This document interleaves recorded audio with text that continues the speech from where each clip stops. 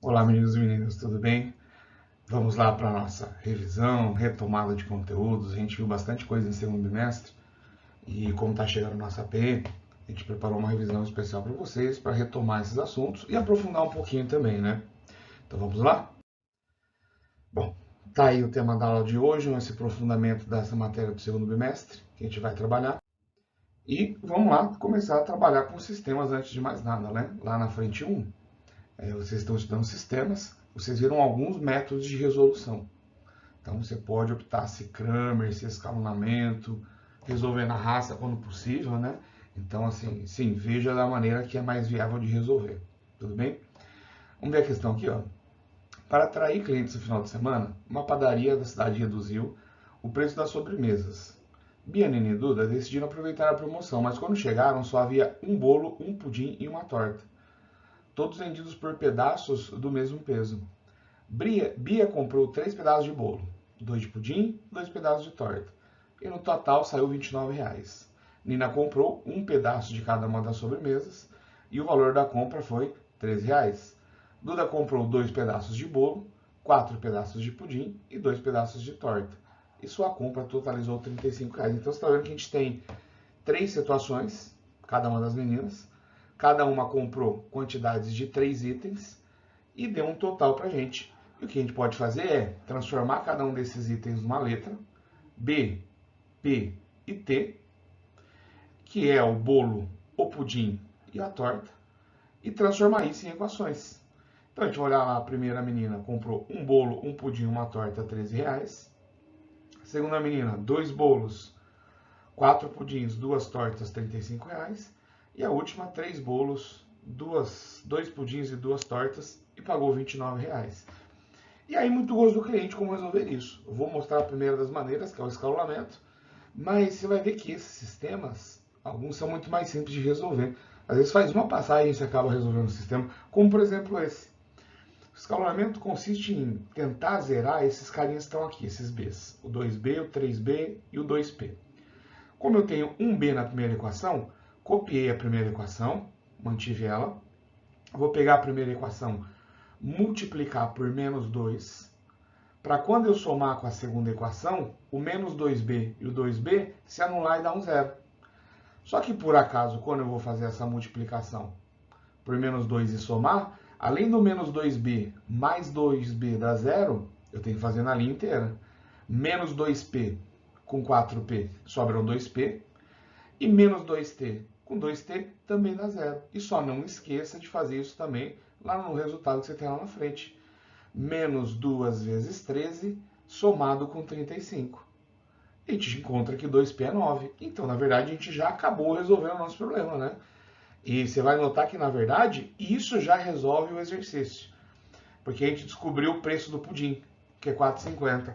E nas alternativas, ele pede o valor desses caras na ordem: bolo, pudim e torta. E a única das alternativas que tinha pudim é 4,50 é essa aqui. Vou mostrar o resto da resolução se a gente precisasse dos outros também, né? Se precisasse dos outros, quiser fazer, pega esse valor. A gente também pode fazer a mesma coisa na terceira equação, ó. Multiplicar por menos 3 para quando somar com essa aqui, anular o B. E aí, menos 3p com 2p dá menos 1p.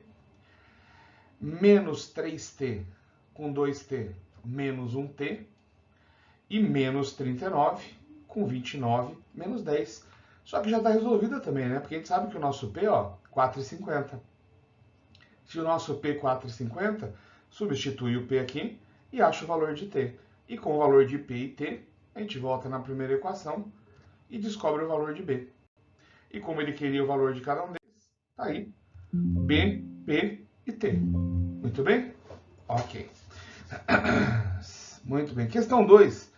O sisteminha talvez um pouco mais fácil, porque trabalha com menos incógnitas. Ó.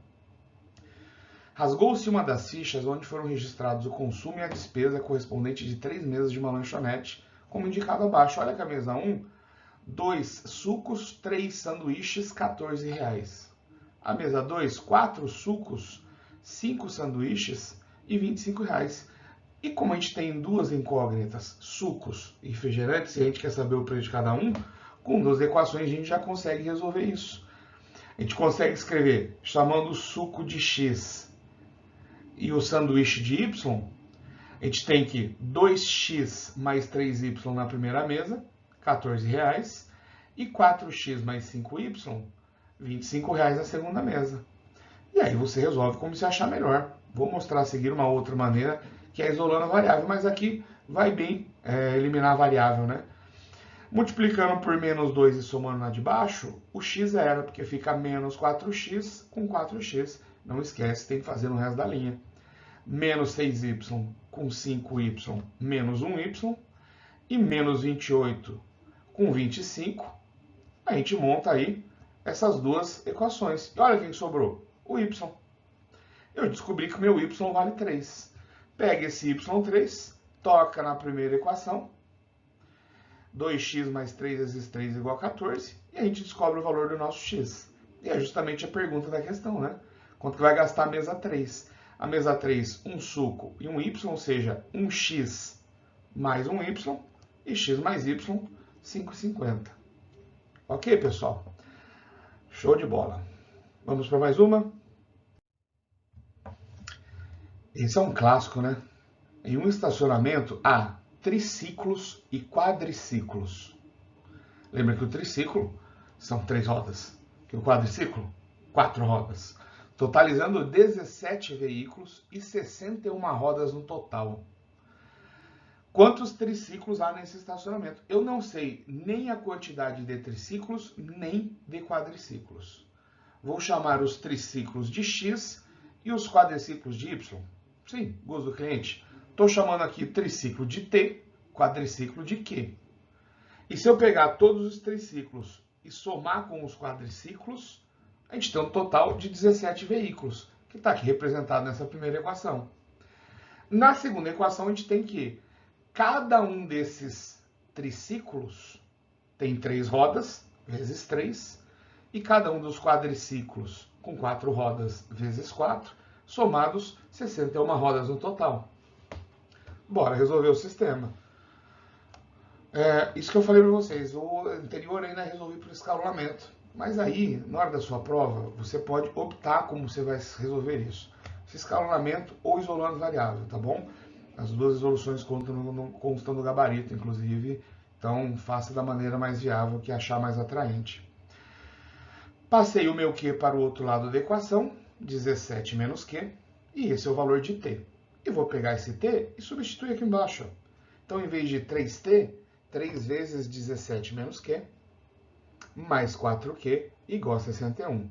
E aí, fazendo a distributiva, 51 menos 3Q, mais 4Q, sobra Q, igual a 10. Descoberto o valor de Q, troca aqui na primeira. E 17 menos 10 é o valor do nosso T. 7 triciclos, 10 quadriciclos, como a pergunta dele é triciclos, por isso assinala aí a alternativa B, 7 triciclos, tá bom? Então, todas essas situações que envolvem duas situações diferentes no mesmo exercício, com duas variáveis, você representa duas equações e resolve o sistema. Aí a gente vai para uma coisa muito específica de sistema, que é classificação de sistema. A gente mostrou como resolver por escalonamento e substituição de variável. Agora a gente vai falar de uma outra maneira aqui, que é o tal do Cramer, que é aquele cara que transforma o sistema em matrizes. Que a gente não gosta muito, porque a gente tem preguiça de fazer determinante, mas ele é muito útil na hora de classificar um sistema. Resolver um sistema é encontrar o valor de x e y. Aqui ele quer que a gente classifique esse sistema. E na verdade não. Ele classificou para a gente esse sistema. Possível e determinado. Quer dizer que só tem uma solução, um valor de x e y.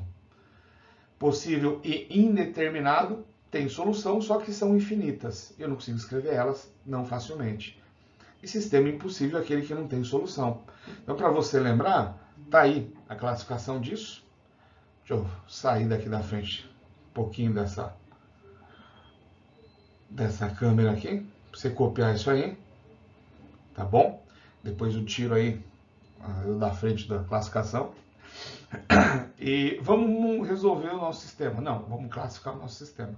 O que é cada um desses Dzão que a gente está olhando aqui nessa classificação?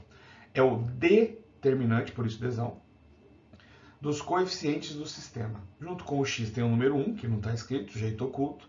Junto com o y tem o 1. Aqui embaixo um A e aqui embaixo um 2. E montar uma matriz com isso. 1, 1, A e 2. E calcular o determinante dessa matriz. Lembra aí, determinante, diagonal principal, multiplica os números 1 vezes 2. Diagonal secundária, multiplica os números e multiplica por menos 1. Então vai ficar 2 para a direita, menos A para a esquerda. E somados, a gente colocou que tem que ser diferente de zero, porque ele falou que é um sistema possível e determinado, um sistema SPD, desão diferente de zero. Se fosse SPI ou SI, a gente teria o nosso desão igual a zero. Tudo bem? Muito bem. Achamos aí que o nosso A tem que ser diferente de 2. Então, sim. Quando vem todos os números com x e y, a gente quer que resolva. Quando eu tiro um desses números e coloco uma letrinha no lugar, um A, um K, um M, é que a gente quer que a gente determine esse valor para analisar essas soluções se são possíveis ou não. E aqui a gente encerra a parte da frente 1. Fica aí comigo. Justamente dessa classificação é que a gente faz uma outra classificação lá em Geometria Analítica, a sua frente 3. Lá você estudou a posição relativa entre retas, e que na verdade é uma representação de um sistema. As retas, quando estão no mesmo plano, elas são concorrentes e só tem um ponto em comum, uma solução. A perpendicular é um caso de concorrente, porque só tem um ponto em comum, só que ela tem uma condição especial de formar 90 graus. Ou as suas retas estão sobrepostas, uma em cima da outra, e tem infinitos pontos em comum, todos eles. Ou elas são paralelas em posições distintas, e aí não tem nenhum ponto em comum. Lembra que essa aqui também é paralela, só que coincidente, uma está em cima da outra. E justamente o que você aprendeu no primeiro bimestre dessa frente foi montar o determinante, área do triângulo, escrever a equação de uma reta. Como você tem a condição de alinhamento sempre vai dar zero, a equação da reta sempre tem essa cara, ax mais by mais c igual a zero. Lembra que você já sabe isso. Isso aqui é uma função do primeiro grau, né? Gráfico de uma reta. Só que a gente escrevia isso de uma outra maneira. A gente tem o hábito de deixar o nosso y sozinho e ficar alguém que multiplica x e alguém sozinho. E está aqui a equação reduzida da nossa reta. Esse m indica a inclinação da reta e esse h indica onde a nossa reta está desenhada no começo do gráfico, aonde corta o eixo y. Como a gente quer classificar duas retas, duas equações de primeiro grau, a gente está resolvendo um sistema com duas equações e duas letras, x e y. A única coisa que a gente faz é passar esse número C1, que está sozinho, termo independente, para o outro lado, e a gente cai na classificação anterior. Então aqui também a gente vai ter a mesma classificação. Se tem uma solução SPD, infinitas SPI, nenhuma solução SI. Quando a gente está falando de posição relativa entre essas duas retas, a gente ainda pode olhar para isso, para a inclinação que essas retas estão formando no plano cartesiano. São esses quatro casos que a gente tem, que a gente acabou de ver.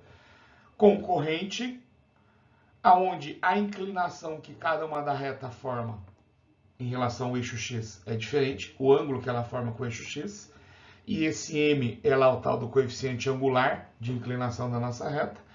Então, o segundo caso, onde ela é perpendicular, o m também é diferente, só que mais do que ser diferente, quando eu pego o valor de um m de uma reta e o m da outra e multiplico, o universo conspirou a favor e o resultado é sempre menos 1.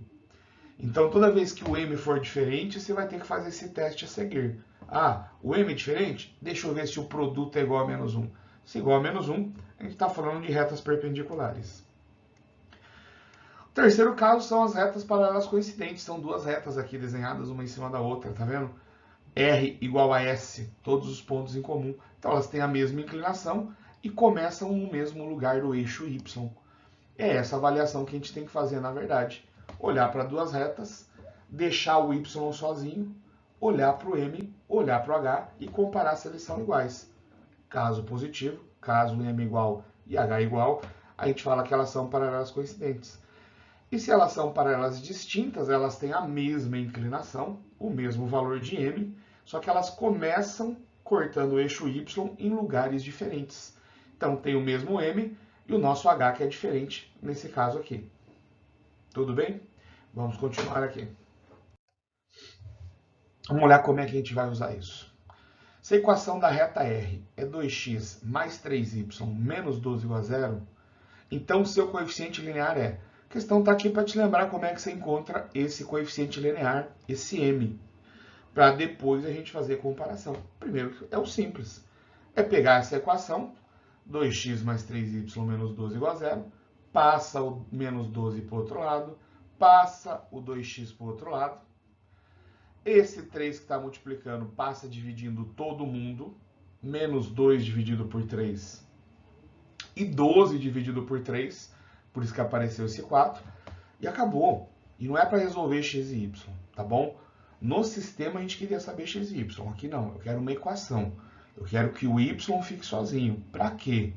Para eu olhar quem está junto com o x, e esse número que está junto com o x a gente chama de m, coeficiente angular da minha reta, a inclinação dela, e esse cara que está sozinho a gente chama de coeficiente linear, onde ela corta o eixo y. Então ela corta o eixo y no 4 e ela desce, porque o seu coeficiente linear é negativo, é uma reta estritamente decrescente, tá bom? E é só isso que ele queria aqui. Na verdade, é uma preparação para a questão seguinte. Agora que eu aprendi a identificar esse m na equação da reta, a gente vai comparar esses m's em algumas situações. E o trabalhoso nessa questão é simplesmente pegar cada uma dessas três retas que ele deu, reta R, S e T, e nas três situações deixar o meu y sozinho. Passo 2x para o outro lado, passo 9 para o outro lado, passo 3 dividindo. Achou meu m. Na reta S, passo 7 para o outro lado, passa o 8 para o outro lado, passa o menos 12 dividindo, encontrou o m. Reta T, passa o 3 para o outro lado, passa o 1 para o outro lado e passa o 2 dividindo. Encontrei o m da reta T. E o que eu preciso fazer? Comparar cada um deles. Quando os m's forem iguais, são paralelas, e aí eu olho para o h, se coincidente ou distinto, e quando os m's forem diferentes, eu vou fazer aquele teste de multiplicar os dois para ver se dá menos 1. No caso das retas R e S, elas são paralelas porque tem o mesmo m, 2/3, só que o h de uma é menos 3, o h da outra é 7 sobre 12. M igual, h diferente, paralela distinta. No caso de R, a primeira, e T, os m's são diferentes. Sendo m diferente, eu vou fazer o teste, e por acaso 2/3 vezes menos 3/2 dá menos 1, que bom, então elas são perpendiculares. E a segunda e a terceira também, 2/3 e 3/2 multiplicados dá menos 1, então essas retas também são perpendiculares. Fechamos aí a parte de geometria analítica. Na parte de geometria plana, relações métricas no triângulo. Está lá o nosso triângulo retângulo, ângulo de 90 graus desenhado lá em cima. A gente não tem o hábito de desenhar assim, sempre desenha ele para baixo, mas é importante colocar nessa posição para a gente descobrir esse segmento aqui, ó, que sai do vértice A e chega perpendicular ao lado oposto. E por acaso quem chega perpendicular formando 90 graus, altura. Então a gente tem esse lado maior, que é a hipotenusa, está virada para baixo, cateto pequeno, cateto grande. O ângulo de 90 graus lá em cima. E o que a gente quer? Olhar para as relações de Euclides. Por semelhança de triângulo, nas aulas o seu professor mostrou para você que a sombra do cateto, projeção do cateto na hipotenusa, a sombra que o lado C faz no lado A. Esse cara que se chama projeção do cateto. Cateto pequeno, projeção pequena. Sombra, é como se a gente tivesse uma lâmpada em cima iluminando mesmo e gerando uma sombra. A sombra que esse cateto faz na hipotenusa, a gente chama de projeção do cateto na hipotenusa.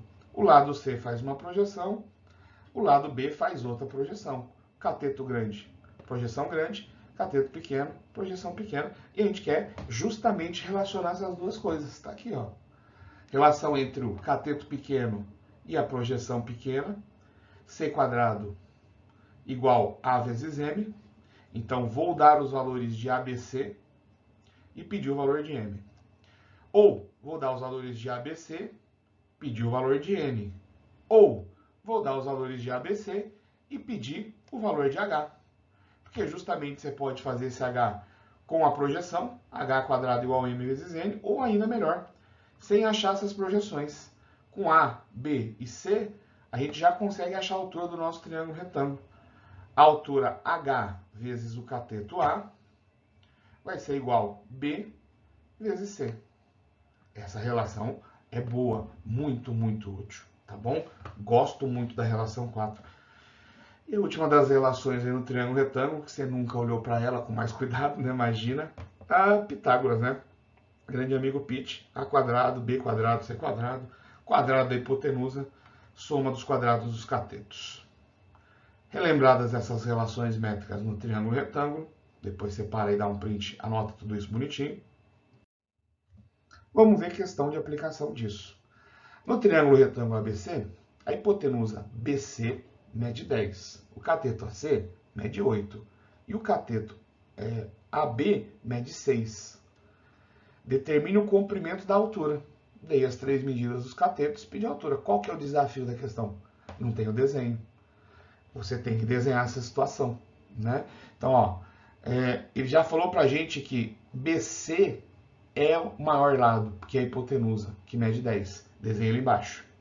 E você sobe com 2 catetos, um de 8 e um de 6, e em cima eles se encontram formando o ângulo de 90 graus.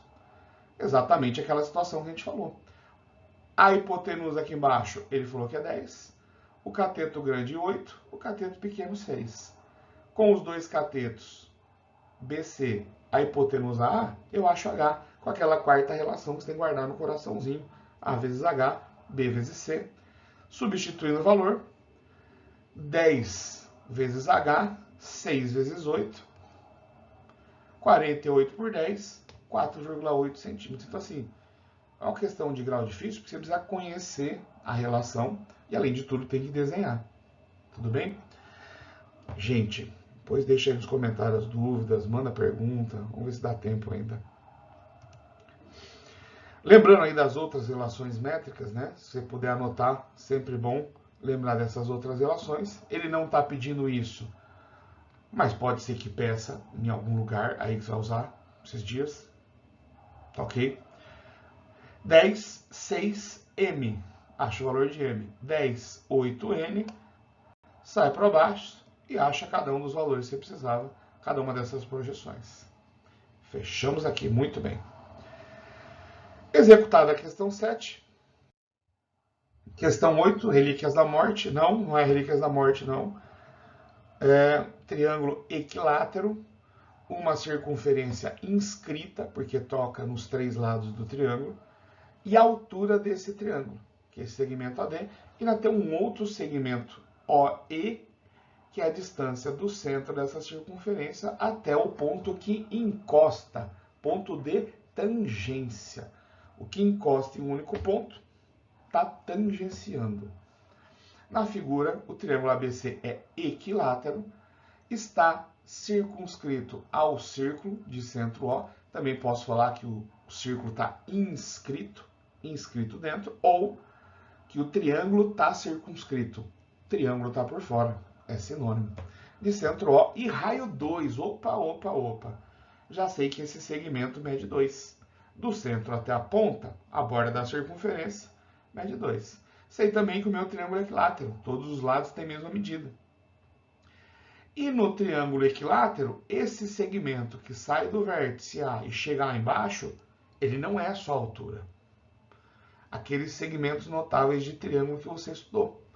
Ele, além de ser a altura, ele também é bissetriz, divide o ângulo de 60 graus ao meio, sim, 60 graus porque é equilátero.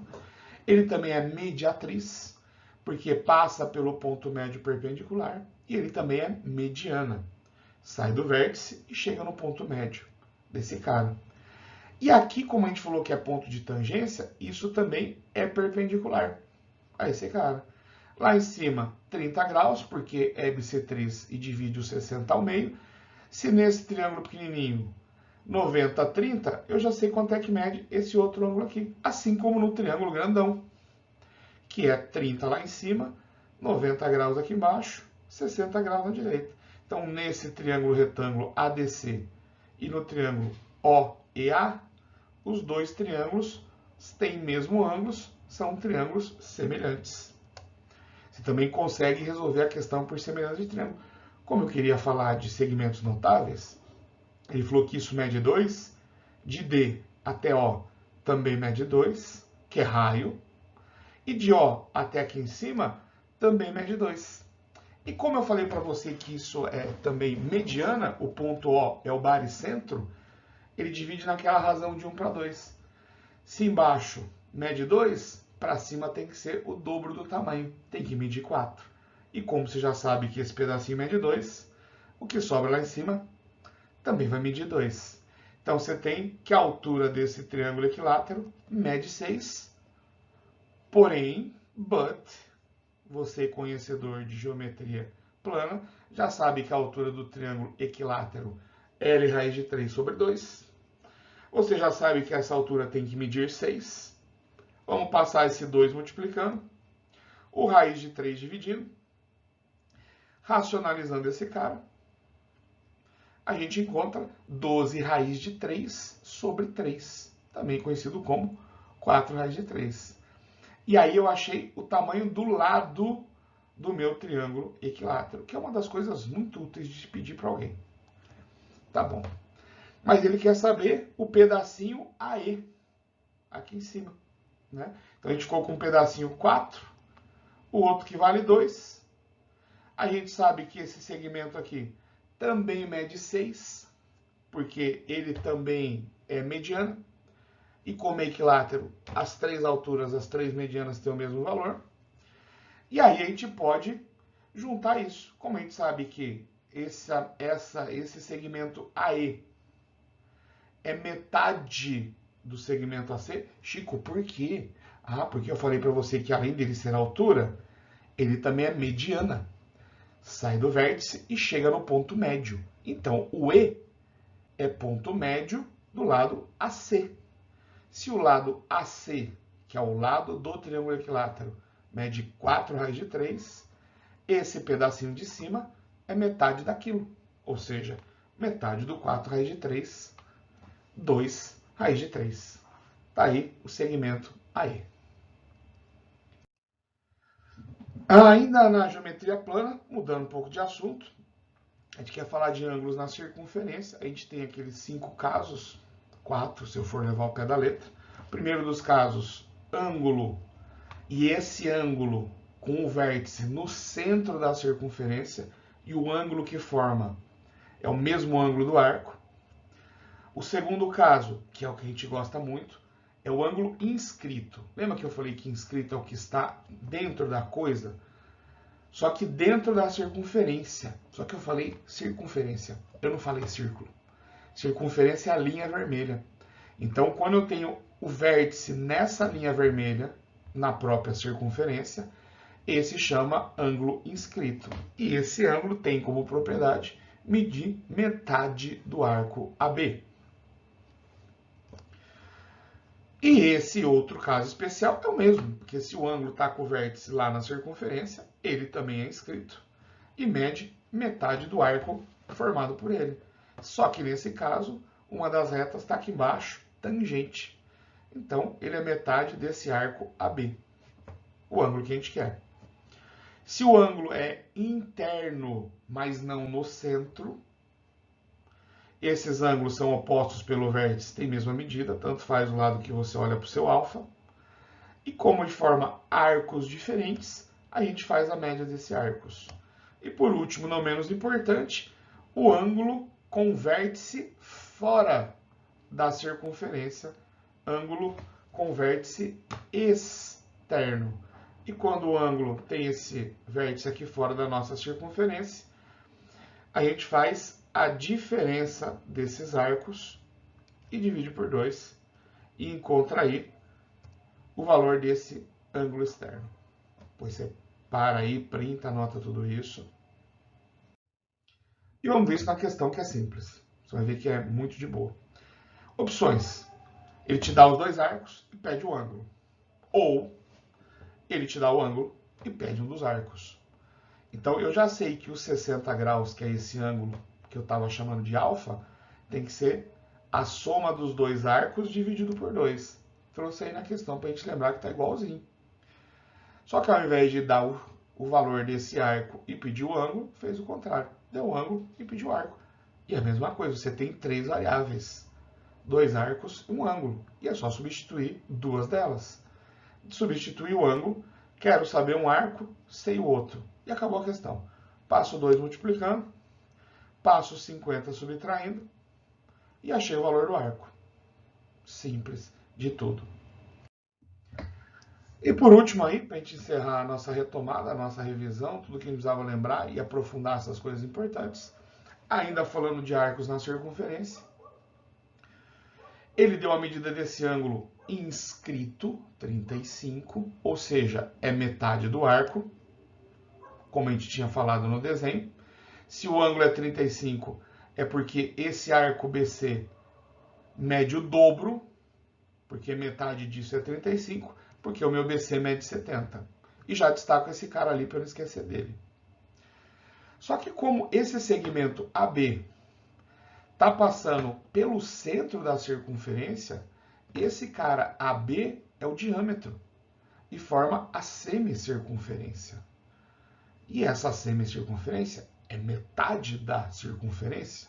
Se a circunferência é 360 graus, aqui embaixo esse arco AB mede 180.